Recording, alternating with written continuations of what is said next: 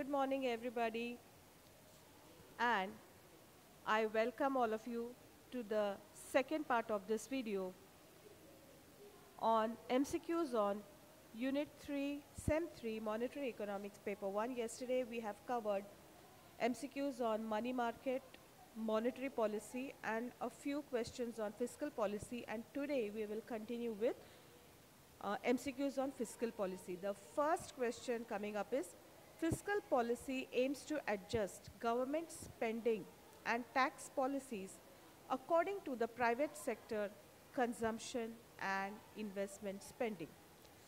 So this is a statement about what the fiscal policy is. The fiscal policy is the policy relating to taxation, public expenditure, and public revenue. As you are aware, the fiscal policy aims to adjust government spending and tax policies according to private sector consumption and investment. What does this mean? इसका मतलब ये होता है कि private sector के consumption and investments ये dependent होते हैं एनवायरनमेंट पर. अगर ऑप्टिमिस्टिक एनवायरनमेंट है, the private sector will tend to consume more, invest more. But in a pessimistic environment the opposite is likely to happen. The private sector will not spend more, will not invest more. Business environment बाहर की कैसी है, optimistic है या pessimistic है. तो अगर private sector के हिसाब से होने लगा तो उनके consumption और उनके investment के अनुसार economy will face an upturn or a downturn. Now in this kind of period, the government jumps in to adjust. If the private sector is spending more, investing more, then the government will spend less and vice versa. तो राजकोषीय नीति सरकारी खर्च एवं करारोपण की नीतियों को निजी क्षेत्र के उपभोग एवं विनियोग के अनुसार निश्चित करती है. So this is a true statement कि निजी क्षेत्र में विनियोग और उपभोग की मात्रा देखकर सरकार उसके अनुसार अपने खर्च और अपना करारोपण कम या अधिक करती है. तो इसे हम कहते हैं राजकोषीय नीति या fiscal policy. Now the next question, when the private sector spends too much on consumption and investment, government can spend dash और टैक्स डैश, यहाँ पर भी एक डैश होना चाहिए, टू डिक्रीज एग्रीगेट डिमांड. ये क्या है सबसे पहले हम समझ लेते हैं. When the private sector spends too much on consumption and investment, अगर private sector consumption and investment पर अधिक खर्च कर रहा है, इसका मतलब कि एग्रीगेट डिमांड बढ़ रही है. तो गवर्नमेंट क्या करेगी? गवर्नमेंट अपने खर्चे कम करेगी या टैक्सेस बढ़ाएगी. जब टैक्सेस बढ़ जाते हैं तो डिमांड अपने आप ही कम होती है. तो या तो गवर्नमेंट खर्चे बढ़ाएंगी, पब्लिक एक्सपेंसेस. जब गवर्नमेंट कोई भी पब्लिक एक्सपेंडिचर करती है तो उसका रिजल्ट होता है inflow of cash into the inflow of money into the economy, generation of employment and hence increase in aggregate demand. Now, if the private sector is spending too much, private sector काफ़ी सारा खर्च कर रहा है consumption और investment में, तो government ऐसे में अपने expenses को कम रखेगी लेकिन taxes को बढ़ाएगी. So the answer is the government can spend less or tax more.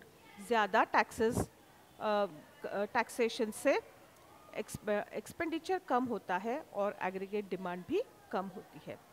तो जब निजी क्षेत्र में उपभोग एवं विनिमय पर बहुत अधिक खर्च हो रहा है तो सरकार अपने खर्चों को कम करेगी या करों की मात्रा को बढ़ा सकती है जिससे कि कुल मांग कम होगी. Next question,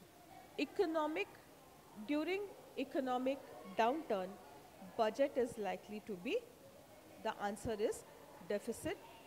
When there is a downturn in the economy, आर्थिक मंदी के दौरान सरकार घाटे का बजट अपनाती है.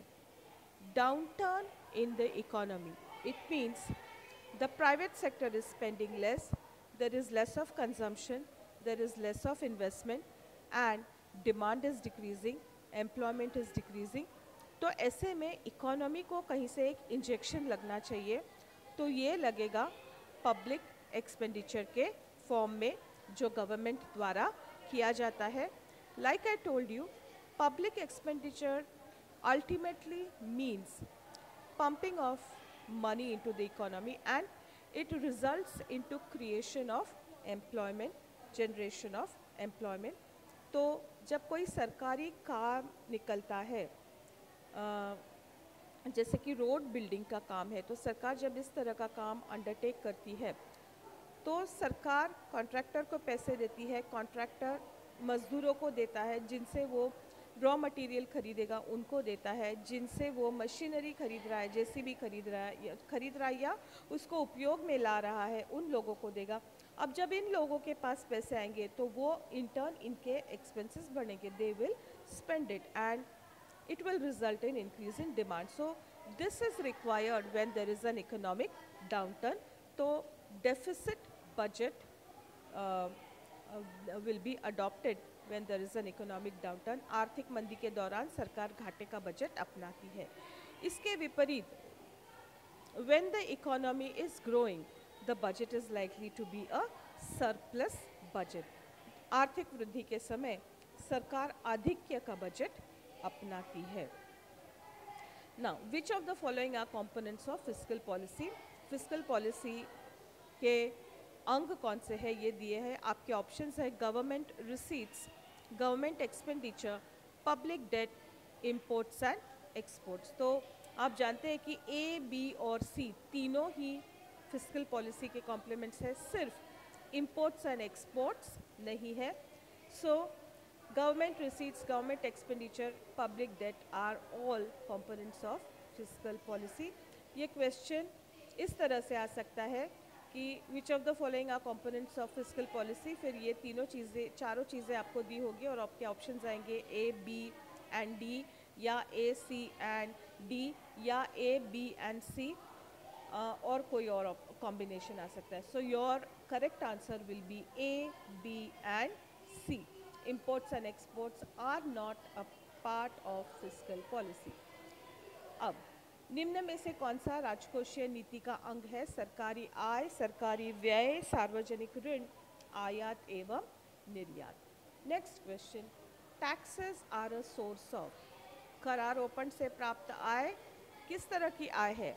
आप जानते हैं कि जो टैक्स है it is a source of revenue और आय का स्रोत है ये. And receipts are of two types, capital receipts and revenue receipts. Those that are recurring are revenue receipts and hence tax is a source of revenue receipt. करारोपण से प्राप्त आय राजस्व आय है. राजस्व आय या रेवेन्यू रिसीट क्या होती है? ये जो बार बार रिकरिंग होती है. सो करारोपण हर साल होता है और इसलिए ये रिकरिंग होने की वजह से ये एक राजस्व आय है.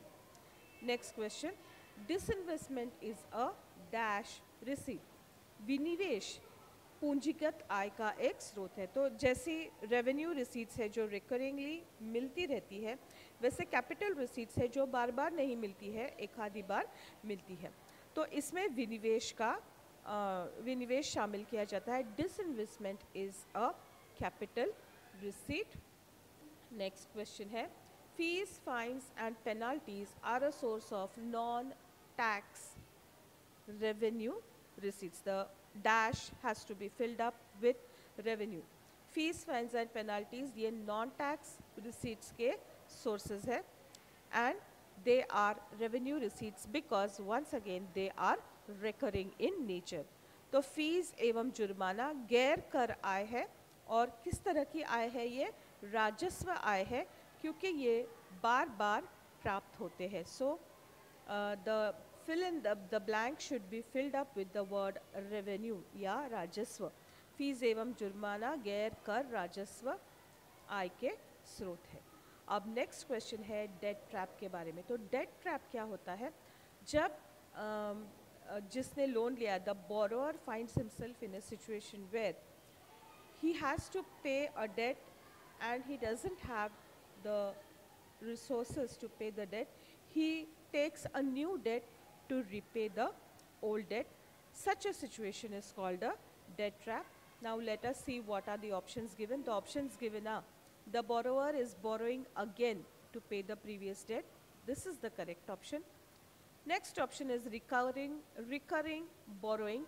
This also might look like a correct option, क्योंकि बार बार ऋण ले रहे हैं, लेकिन ऋण किस लिए ले रहे हैं? Why is he borrowing? He is borrowing again and again. Recurring borrowing है, but for what purpose?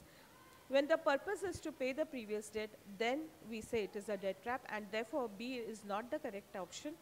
Payment of debt is not the correct option, and D is none of the above. So the correct answer is A. तो ऋण जाल या ऋण पाश क्या होता है? जब एक ऋणी व्यक्ति पुराने ऋण के भुगतान के लिए फिर से उसके पास कोई स्रोत नहीं है और वो फिर से नया ऋण लेता है पुराने ऋण का भुगतान करने के लिए, तो ऐसी परिस्थिति को हम कहते हैं ऋण जाल या ऋण पाश। इसलिए सही ऑप्शन है आपका ए, ऋणी द्वारा पुराना ऋण चुकाने के लिए पुनः ऋण लेना। ऑप्शन बी जो है ऋण चुकाना, ये सही नहीं है। ऑप्शन सी पुनः पुनः ऋण लेना, ये आपको सही लग सकता है, क्योंकि ऋण जाल या ऋण पाश में ऋण बार बार लिया जाता है, लेकिन ऋण लेने का उद्देश्य क्या है? पुराने ऋण को चुकाना। इसलिए ये भी सही ऑप्शन नहीं है। और लास्ट है उपरोक्त में से कोई नहीं। अब हम अगला क्वेश्चन लेते हैं। The next question is, government expenditure is classified into capital expenditure and revenue expenditure. This is true. Just as expenditure is classified into capital and revenue, the receipts are also classified into capital receipts and revenue receipts. सरकारी व्यय को राजस्व व्यय एवं पूंजीगत व्यय में विभाजित किया जाता है, ये सत्य है। Next question is, defense expenditure is a revenue expenditure. In some of the above MCQs, we have studied about revenue receipts. Now, we are talking about revenue expenditure, of which defense expenditure is a type. So, defense expenditure is what kind of an expenditure? It is a revenue expenditure because it is recurring in nature. Salaries paid to government employees is also a revenue type of expenditure. Payment of interest is also a revenue type of expenditure. So defense expenditure is a dash expenditure and the correct answer is revenue. सुरक्षा पर किया जाने वाला व्यय राजस्व व्यय dash व्यय है, सही उत्तर है राजस्व व्यय। तो कर्मचारियों को दिए जाने वाली सैलरीज, ब्याज का भुगतान, ये सब राजस्व व्यय है।